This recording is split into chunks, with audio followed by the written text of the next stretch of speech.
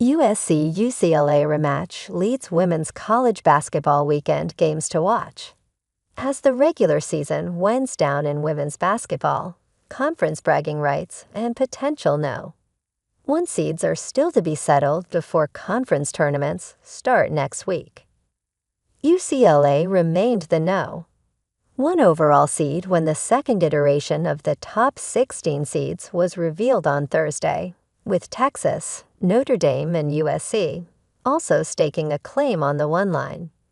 Any defeat in the next 2 weeks before Selection Sunday could allow teams on the 2 line, South Carolina, North Carolina State, LSU, TCU, to steal a top seed. It remains to be seen if those teams can keep their seeding when the women's NCAA tournament selection show airs March 16 to 8 p.m. ET on ESPN. 3 USC at 2 UCLA. Time/TV. Saturday, 9 p.m. ET, FFX. Part 2 in the battle for Los Angeles has national seeding implications more than anything.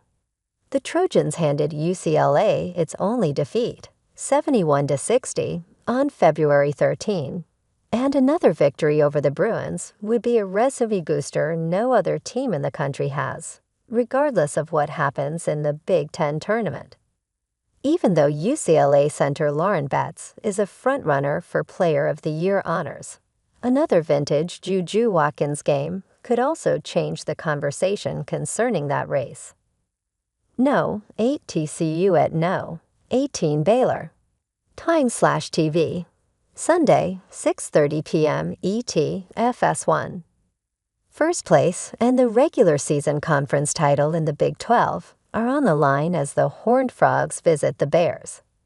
TCU is led by the dynamic transfer duo of Haley Van Leith, 17.4 PEP, 5.5 AC, and Sedona Prince, 17.9 HEP, 9.1 REP, and will break a 15-year NCAA tournament absence, regardless of what happens the rest of the season.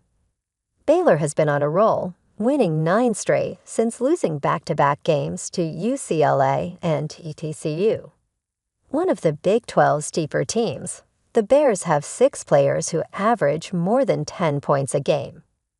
14 Kentucky at 6 South Carolina. Time/TV. Sunday, 2 p.m. ET, ESPN.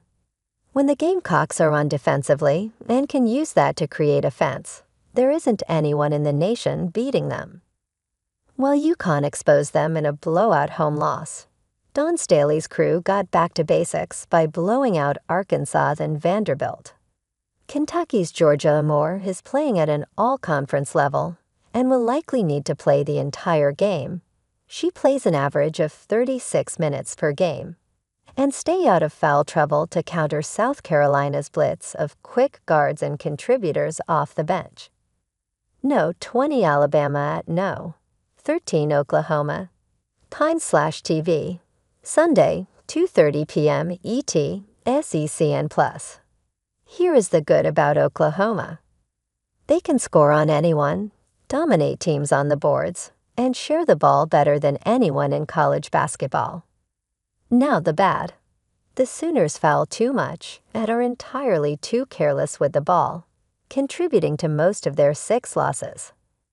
Alabama is the best 3-point shooting team in the SEC, with 6 players hitting 35% or better from downtown, and will need to stretch the floor in order to contain a suddenly red-hot Reagan Beers, who has 76 points and 28 rebounds in her last 3 games for the Sooners.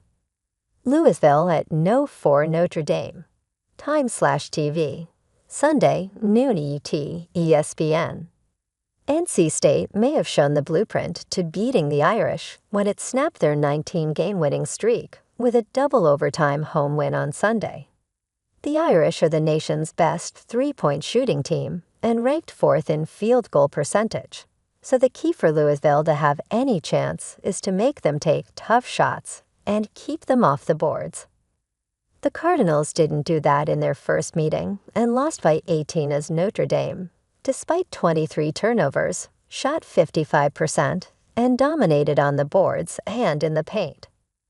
No 15 Duke at no 24 Florida State. Time/TV, Sunday, 6 p.m. ET, ACC Network. A double bye in the ACC tournament is at stake in this one. For those who haven't seen Florida State play, you are missing out. The Seminoles have the nation's leading scorer in Nia Latson, and for a tough inside presence, Michaela Timpson, 3.3 blocks per game, can erase any threat driving to the hoop. The Blue Devils have struggled lately, but got a big victory over rival North Carolina on Thursday. Against Florida State, Duke may need more from leading scorer Toby Fournier, a freshman from Canada who rarely plays more than 25 minutes a game. Princeton at Harvard. Time/TV, Friday, 8 p.m. ET, ESPN+. While Columbia has the lead in the Ivy League standings, these two teams might be battling for an at-large bid in the NCAA tournament, with the loser hoping their NET rating will impress the committee to warrant their inclusion unless they go on to win their conference tournament. The Crimson, winners of 5 straight games, haven't been to the dance since 2007, and the Tigers are the 3-time defending league champions. The first team to score 50 might be at an advantage, as scoring will be at a premium in this matchup.